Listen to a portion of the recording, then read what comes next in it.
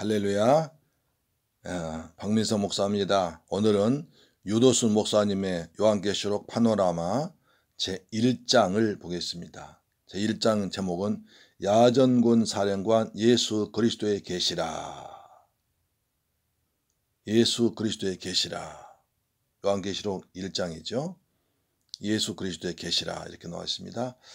1장은 크게 두 부분으로 나누어집니다. 도표에서 보시는 바대로 첫째 부분은 요한의 증거이고 둘째 부분은 예수 그리스도의 증거입니다. 첫째 부분에서 요한은 예수 그리스도께서 복음서를 통해서 해주신 일을 요약 정리해주고 있습니다. 왜냐하면 이것이 계시록의 기초가 되기 때문입니다. 기초가 되는 말씀이란 그의 피로 우리 죄에서 우리를 해방하시고 그 아버지 하나님을 위하여 우리를 나라와 제사장으로 삼으셨다. 1장 5절로 6절 말씀이 됩니다.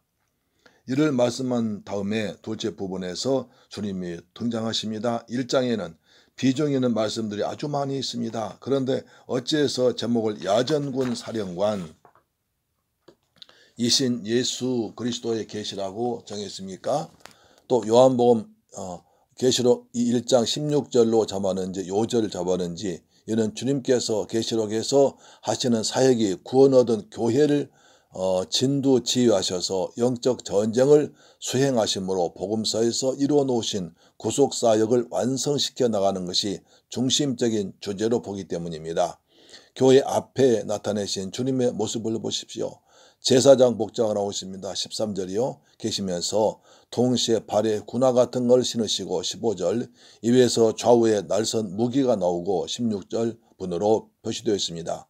주님은 승귀하셔서 하나님 우편에 앉아 계시는 분으로서가 아니라 촛대 사이에 다니시는 2장 1절 분으로 계시하고 있는 것입니다.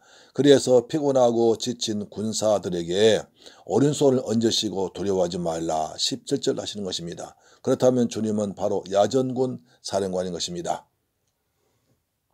계시록은 예수 그리스도의 계시라는 말씀으로 시작됩니다. 이를 예수 그리스도에 의한 계시로만 번역인다면 미흡합니다. 왜냐하면 이상에서 살펴본 대로 계시록의 핵심이 바로 예수 그리스도 자신을 증거하고 있기 때문입니다. 그러므로 요한은 예수와 그리스도를 떼어놓고 있질 아니합니다. 세 벌 모두 예수 그리스도 1장 1절 2절 5절라고 부르고 있습니다. 이제부터 증가하는 말씀이 예수가 그리스도이시다는 계시입니다. 이것이 요한의 증거입니다. 그러므로 계시록의 중심 주제가 다름 아닌 예수 그리스도를 증가하는 데 있음을 명심해야 합니다. 그러므로 계시록에서도 최우선적으로 예수 그리스도를 만나야만 하는 것입니다. 그리고 어디로 인도하든지 따라가야 하는 것입니다. 이를 두 단어로 나누고 있습니다. 첫째 단어는 1장 1절로 9절 맞습니다. 1장 1절로 9절은 요한의 증거입니다. 예수 그리스도의 계시라 이는 하나님이 그에게 주사 반드시 속히 될 일을 그 종들에게 보이시려고 그 천사를 그 종 요한에게 보내어 지시하신 것이라. 1장 1절입니다. 첫째 단은 1장 1절로 9절 말씀은 서론 부분입니다. 편지와 송신자와 수신자 그 다음에 인사에 이어서 자신이 처한 형편 등을 말씀하고 있습니다. 그런데 단원의 제목을 요한의 증거라고 정한 것은 이 부분이 서신의 형식을 갖추기 위한 단순한 서문이 아니라 요한의 신앙적인 고백, 즉 증거가 나타나기 때문입니다. 그러므로 이를 통해서 요한이 기록하고자 하는 계시록의 성격과 목적 등을 가늠할 수 있는 중요한 정보를 제공해주고 있습니다. 요한이 바모셈에 유배된 이유도 다 나 요한은 너희 형제와 예수의 환난과 나라와 참음에 동참하는 자라 하나님의 말씀과 예수 그리스도의 증거를 인하여 반벌한 섬에 있었더니 9절입니다. 한대로 예수 그리스도의 증거 때문이었습니다.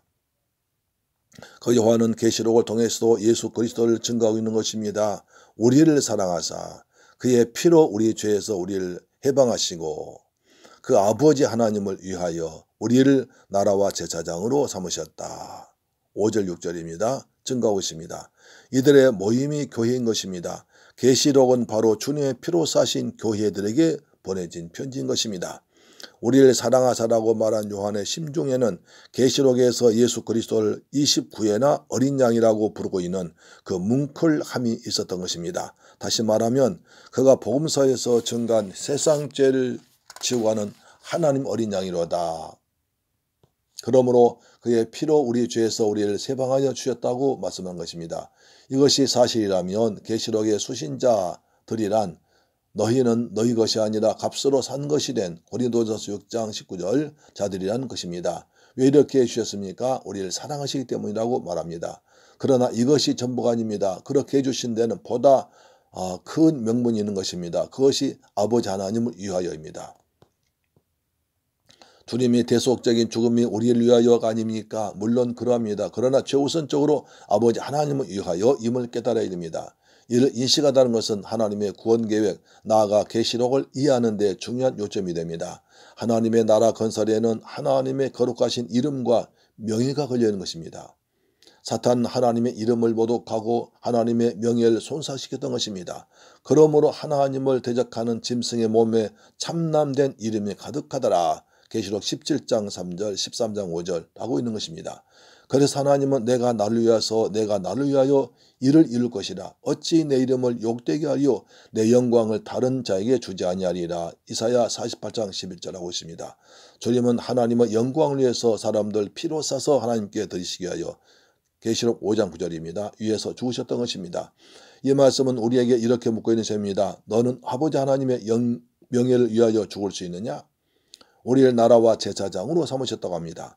나라와 제사장이란 말씀도 구속사의 맥락에서 바라볼 때 의미심장한 것입니다. 출애굽 당시 하나님은 시내산 기슭에서 이스라엘 자손들 모아놓으시고 너희가 내게 대하여 제사장 나라가 되며 거룩한 백성이 되리라고 하셨습니다. 출애굽기 19장 6절. 바로의 종이었던 그들이 하나님의 제사장들이 될 수 있었던 것은 너희를 구속하여 내 백성을 삼고 출애굽기 6장 6절로 7절입니다. 하신 구속으로 말미암아 나옵니다. 그들 하나님의 나라 건설을 위한 여호와의 군대라고 부르고 있는 것입니다. 그러므로 우리를 나라와 제사장 삼으심도 저절로 된 것이 아니라 그의 피로 우리 죄에서 우리를 해방 즉 구속하심으로만이 가능해짐을 잊지 말아야 됩니다. 이 말씀 우리에게 이렇게 묻고 있는 것입니다. 너는 하나님의 제사장이다. 세세토록 하나님을 섬기게 될 그날을 위해서 너는 충성을 할 수 있겠느냐. 요한은 4절 5절 통해서 은혜와 평강이 너희에게 있기를 원하노라 하고 성삼위 하나님의 이름으로 축복을 합니다. 이렇게 하고 있는 의도가 어디에 있습니까? 우리를 위하여 구원하신 구원사에게는 성부, 성자, 성령 삼위 하나님이 관여하고 계시다는 것을 드러내기 위한 것입니다. 나아가 하나님의 나라 건설에는 성부의 계획하심과 성자 이루심과 성령의 성취하심으로 가능해짐이 암시되는 것입니다. 우리는 얼마나 엄청난 일에 부름받은 것입니까? 이것이 요한의 증거입니다. 그러므로 서로만 잘 이해한다면 계시록의 절반은 깨달은 것이라 말해도 과언이 아닌 것입니다. 여기서 분명히 해둬야 할 것이 있습니다. 그것은 계시록이 오늘의 교회들에게 어떤 의미가 있는가 하는 것입니다. 이 점에 분명하지 못한다면 앞으로 나갈 수가 없는 것이며 계시록은 우리에게 공한 것이 될 것이기 때문입니다. 이에 빛을 비춰준 말씀이 주 하나님이 가라사대 나는 알파와 오메가라. 이제도 있고 전에도 있었고 장차 올 자요. 전능한 자라 하시더라. 1장 8절입니다. 하신 하나님의 자기 계시를 통해서 나타나 있다고 했습니다. 이 말씀을 깊이 음미해 보아야 합니다. 알파와 오메가라는 말씀을 첫 장에서 1장 8절과 마지막 장 22장 13절에서 말씀하시고 또 21장 6절에서 말씀하십니다. 22장 13절에서는 보라 내가 속히 오리니 나는 알파와 오메가요 처음과 나중이요 시작과 끝이라고 하십니다. 이렇게 말씀하시는가? 구속사역을 십자가를 통해서 다 이루었다. 요한복음 19장 30절 하신 주님은 다시 오심으로 완성하신다는 것을 강조하겠습니다. 21장 6절에서는 다 이루었도다는 나는 알파와 오메가요 처음과 나중이라 하십니다. 왜 이렇게 말씀하시는가? 구원사역을 계획하신 하나님은 이를 반드시 이루시고야 만단 강력한 의지를 나타내기 위해서인 것입니다. 그렇다면 첫장 1장 8절에서 나는 알파와 오메가라 이제도 있고 전에도 있었고 장차 올 자요 전능한 자라고 말씀하시는 의도가 나타나 어디에 있을까요? 여기에는 하나님 나라 건설이 쟁취해 나가는 진행 과정이 나타나 있는 것입니다. 하나님은 하나님 나라 건설 모세와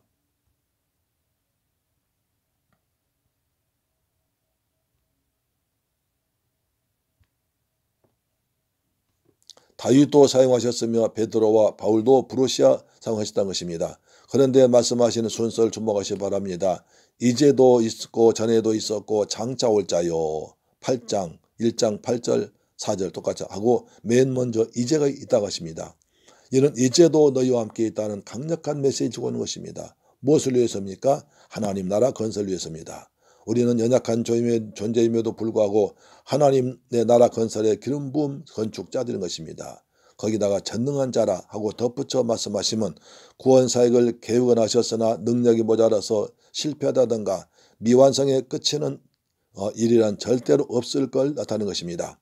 그러므로 계시록의 내용들이 종말의 어느 짧은 기간에 국한되는 것이 아니라 이제도 있었고 전에도 있었고 장차 있음으로 말미암아 말씀으로 받아야만 하는 것입니다. 이것이 주님 오신 날까지 이 세상에 존재하게 될 그 시대 성도들과 시대들과 계시록에 기원하게 될 중요한 점입니다. 이제도 있고 전에도 있었고 장차 올 자야. 지금 그리스도인들은 사도 요한 그 당시에 말 못할 고난당하고 있습니다. 모두가 예수 그리스도를 믿는 것 때문에 죽임당하고 쫓김당하고 재산 뺏기고 그 다음에 감옥에 갇혀 있고 그 다음에 여러 가지 핍박당하고 있습니다. 주님 언제 오실 것인가? 어느 사람은 주님을 기다리다가 배도한 사람도 있었습니다. 주님 그래서 이제 너희가 고난당하는 그 현장에 내가 함께 있다. 너희가 지금 나 때문에 고난당하고 어려움당하고 있지만 나도 너희를 외면치 않고 함께 있다고 말씀하십니다. 할렐루야. 그래서 그리스도인에게 희망을 줬던 것입니다. 계시록은 아시아에 있는 7 교회에 편지하노라 하신 대로 1차적으로는 요한 당시에 환난 중에 있는 7 교회에게 보내신 편지라는 사실입니다. 만일 계시록의 내용들 종말의 어느 기간에 되어질 일로 한정한다면 초대교회 성도들에겐 아무런 위로와 격려가 되지 못했습니다. 반대로 계시록에 등장하는 사건들이 초대교회 때 이미 끝난 일로 여긴다면 그 후에 성도들에겐 어떤 의미도 없습니다. 아닙니다. 성경의 시간은 어제나 언제나 오늘입니다. 성경은 말합니다. 오직 오늘이라 일컫는 동안에 매일 피차 권면하여 너희 중에 누구든지 죄의 유혹으로부터 강팍하게 되어 면하라. 히브리서 3장 13절. 그러므로 계시록은 언제나 이제 있는 일로 되어야 합니다.